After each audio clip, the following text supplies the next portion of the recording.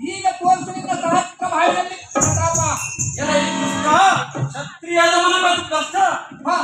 ನಿನ್ನ ಬಾಯಿಯಿಂದ ಒಂದು ಅಕ್ಷರ ಹೊರಡುವಷ್ಟರಲ್ಲಿ ನಿನಗೆ ತಕ್ಕ ಪ್ರಾಯಶ್ಚಿತ್ತ ಮಾಡಿ ಕಳುಹಿಸುತ್ತಿದ್ದೆ.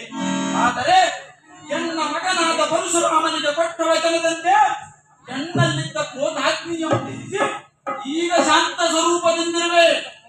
ಇಂತಹ ಸಮಯದಲ್ಲಿ ಒಂದು ನಿನ್ನ ಡಂಬಕತನನ್ನು ಕಚ್ಚಿಕೊಳ್ಳದೆ ಸುಮ್ಮನೆ ಇಂದ ಕೆರಳಿ ಮೂರ್ಖ ಆಡದಿರುವೆನ್ನ ಕೂಡ ತರ್ಕ. ಚಮತಜ್ಞ ಮುನಿವರ್ಯ, ಬಿಡು ನಿನ್ನ ಚಂಬದ ಮಾತುಗಳನ್ನು ಬೇಗನೆ, ಬಿಡದಿದ್ದರೆ ಮಾಡುವುದೇನು?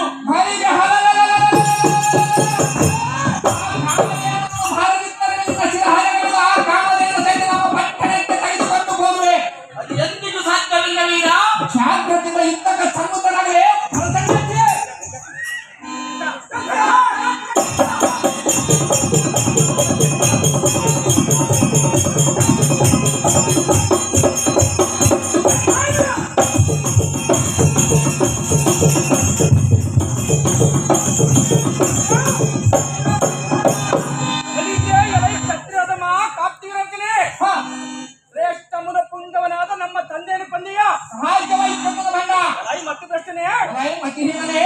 ಕಾಲ ಕೂಡಿ ಬಂದಿರುವುದು.